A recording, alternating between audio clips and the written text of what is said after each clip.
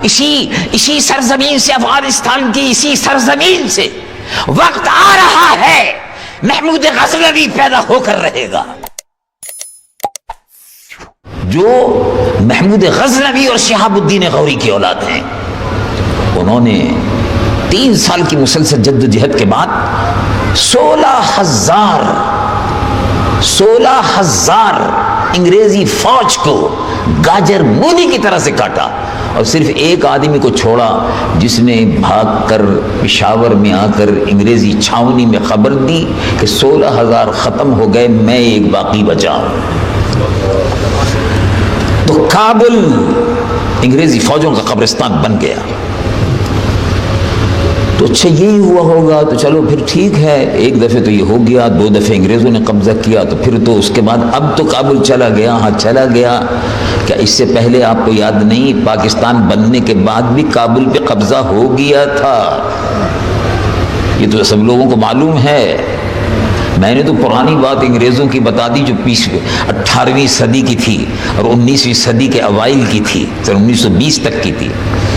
لیکن اب جو تاریخ ہے، دسمبر 79 میں، دسمبر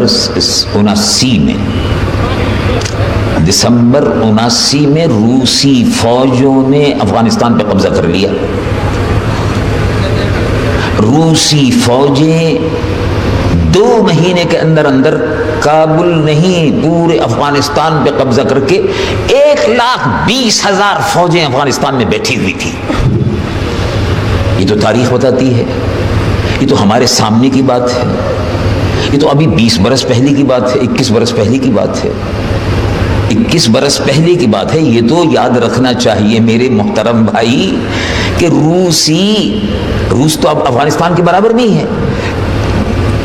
روسی افغانستان میں داخل ہوئے، 2 مہینے کے اندر اندر پورے افغانستان پہ قبضہ کر لیا، قبضہ کرنے کے بعد بیٹھ گئے، 1,20,000 فوج افغانستان پر قبضہ کر لیا، اور روسی خوشیاں منا رہے تھے، ناچ رہے تھے۔ کمیونزم، یہ کہہ رہے تھے کمیونزم کامیاب ہو گیا۔ کمیونزم کا مطلب ہے لا دینیت، کمیونزم کا مطلب ہے سیکولرزم، کمیونزم کا مطلب ہے اسلام دشمن قوت، کمیونزم کا مذہب ہے مذہب کو ختم کرنا، کمیونزم کا مطلب ہے مسجدوں کو ویران کرنا، مسجدوں کو بلڈوز کرنا، کمیونزم کا مطلب ہے مدرسوں کو بلڈوز کرنا۔ یہ کمیونزم تھا۔ کمیونزم کا مطلب ہے قرآن شریف کی اشاعت کو بند کرنا۔ چنانچہ پورے روس میں 70 برس تک قرآن شریف کے چھپنے کی ممانعت تھی، مساجدوں کو توڑ دیا گیا تھا، مسجدوں کو استبل معاذ اللہ بنا دیا گیا تھا، اور روس نے یہ سمجھا کہ اب میں نے افغانستان پر بھی قبضہ کر لیا۔ 1,00,000 فوجیں بڑے اطمینان کے ساتھ روس میں بیٹھی رہی۔ لیکن کیا ہوا؟ اطمینان سے بیٹھنا نصیب ہوا؟ 8 برس تک مسلسل لڑائی ہوئی، اور سن 1980 میں شروع ہوئی۔ 88 میں روس کو کابل ہی میں شکست ہوئی، اور روسی فوجیں 50,000 فوجیوں کی نعشیں لے کر ماسکو کی طرف بھاگے۔ 8 برس میں افغانستان پر پھر لا الہ الا اللہ محمد رسول اللہ کا پرچم لہرا رہا تھا۔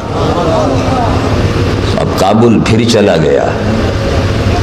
لوگ یہ سمجھتے ہیں کہ چند غنڈے بدماش جن کو امریکن اپنے ساتھ لے کر آئے تھے، ان کے کرائے کے آدمی، ان کی داڑھیاں منڈ گئی ہیں۔ چند طوائفیں اور کنجریاں جو امریکن اور برطانوی لوگ اپنے ساتھ لے کر کابل میں آئے تھے، ان کنجریوں کو چادریں پہنا کے لائے تھے اور پھر ان کو اتارا گیا۔ تو لوگ یہ سمجھتے ہیں کہ اسلام اب افغانستان سے غائب ہو رہا ہے۔ لوگ شاید یہ سمجھتے ہیں کہ اب داڑھی جو ہے وہ اسلام سے، وہ افغانستان سے غائب ہو گئی ہے۔ ایسا نہیں ہے، ایسا نہیں ہے۔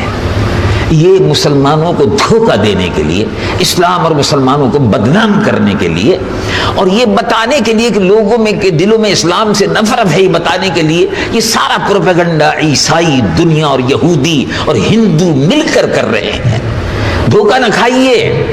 جس طرح سے روس کا قبرستان افغانستان میں بنا تھا، آپ اپنی آنکھوں سے انشاءاللہ دیکھیں گے کہ امریکہ کا بھی قبرستان بن کر رہے گا اور جہاد جاری رہے گا. اللہ اکبر.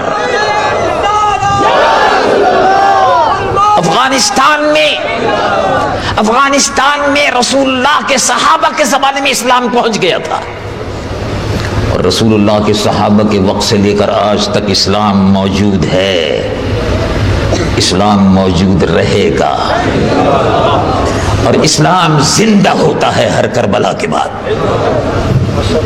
تو یہ تو کربلا ہے. افغانستان میں اس وقت مسلمانوں پر، اللہ کے نیک بندوں پر، نمازیوں پر، غازیوں پر بمباری ہو رہی ہے. انہوں نے 5 ہفتے تک بڑے صبر سے مقابلہ کیا. اس کی تو داد دینی چاہیے.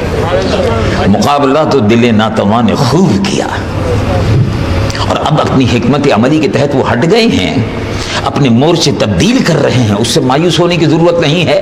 پہلے بھی انہوں نے مورچے بدل دیے تھے. روسی فوجوں کو کہا آؤ بیٹے اچھی طرح سے آؤ، چلو ابھی دیکھتے ہیں تم کو. 8 برس میں 50,000 روسیوں کو مار مار کے قبرستان بھر دیے. ان کو قبروں کی جگہ بھی نہیں ملی. 16,000 انگریزوں کو مار مار کے بھس بنا دیا. افغانستان کی زمین کو انگریزوں سے پاک کر دیا. افغانستان خالص مسلمان ملک ہے جہاں 100% مسلمان رہتے ہیں. افغانستان میں محمود غزنوی کی اولادیں رہتی ہیں جسے سومناتھ کے مندر کے بتوں کو توڑ دیا تھا. افغانستان میں شہاب الدین غوری کی اولاد رہتی ہے جنہوں نے لال قلعے پر اس زمانے میں پرتھوی راج کو قتل کر کے بادشاہ دہلی ہندو کو مار کے اس قلعے پر دہلی کے لا الہ الا اللہ محمد رسول اللہ کا پرچم لہرایا تھا. اس شہاب الدین غوری کی اولاد ہے. افغانستان کے لوگ داتا گنج بخش علی الحجویری کی اولاد ہیں. داتا گنج بخش علی الحجویری بھی تو افغانستان کے تھے نا. تو میرے محترم بھائی، مایوسی کی بات نہیں ہے. اسلام کے دشمن مایوسی پھیلا رہے ہیں. اسلام زندہ ہوتا ہے ہر کربلا کے بعد. اسی سرزمین سے، افغانستان کی اسی سرزمین سے وقت آ رہا ہے محمود غزنوی پیدا ہو کر رہے گا.